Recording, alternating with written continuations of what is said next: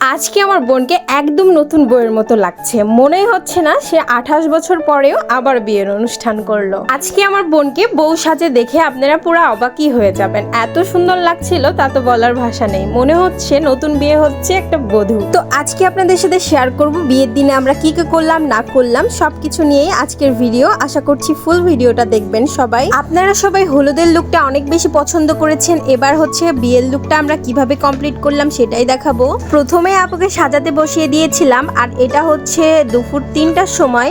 আমরা বিয়ের দিনে তেমন আহামরি কিছু করিনি, কারণ আমার দুলাভাই ব্যস্ত মানুষ, তার একটা হোটেল আছে, সে হোটেল নিয়ে অনেক ব্যস্ত থাকে। আমাদের মেন কারণই ছিল যে আমরা ছবি তুলে স্মৃতি করে রেখে দিব। আপুর ইচ্ছা ছিল যে এত সুন্দর সুন্দর মুহূর্তগুলা সে ক্যাপচার করে রাখবে, অ্যান্ড তার নাতি নাতনিরা এসে দেখবে যে আমার দাদি বা আমার নানি নানা এত সুন্দর ছিল, এত সুন্দর করে সেজেছিল, অনুষ্ঠান করেছিল।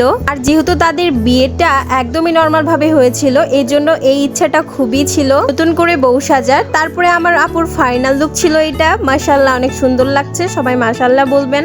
আর দেখেন তো, দেখে বুঝতে পারছেন কিনা যে একটা মেয়ে আছে, 25 বছরের একটা ছেলে আছে, আবার ছেলের বউ আছে, আবার কিছুদিন পরে দাদি হবে। অথচ আপনারা সবাই ভাবছেন যে সে একটা ব্রাইড, নতুন বিয়ে হচ্ছে মনে হয়। এই জন্য সবাই খুবই অবাক হয়েছেন যখন আমি বলেছি আমার বোন এটা 28 বছর পরে দুলাভাইয়ের সাথে অ্যানিভার্সারি পালন করছি।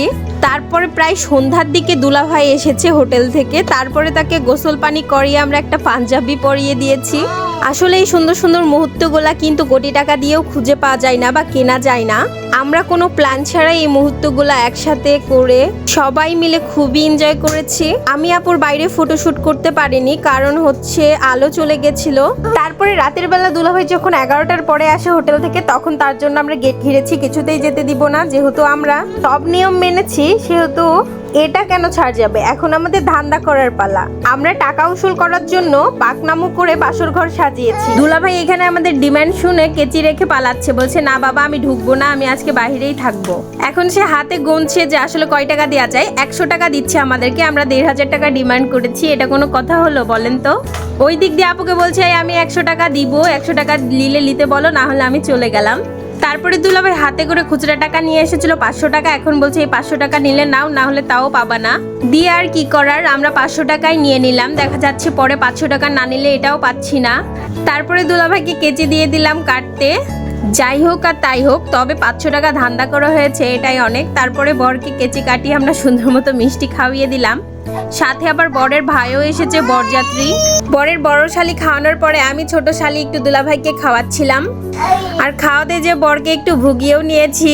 আমাদের অনুষ্ঠানটা একদমই ঘরোয়া ভাবে ছিল, তবে আমরা মজা করেছি অনেক বেশি। আর সবচেয়ে বড় কথা ছিল যে তারা বউর সাথে ছবিটা ক্যাপচার করে স্মৃতিময় করে রেখে দিবে, এটাই হচ্ছে মেন বিষয়। আপনাদের কাছে কেমন লেগেছে সবাই অবশ্যই কমেন্ট করে জানাবেন। এদিকে দেখেন বরের ভাই কত বড় হাঁ করে মিষ্টি খাচ্ছে। তারপরে দেখেন লাস্টে বউকে বসিয়ে রেখেছি আমরা বাসর ঘরের সামনে।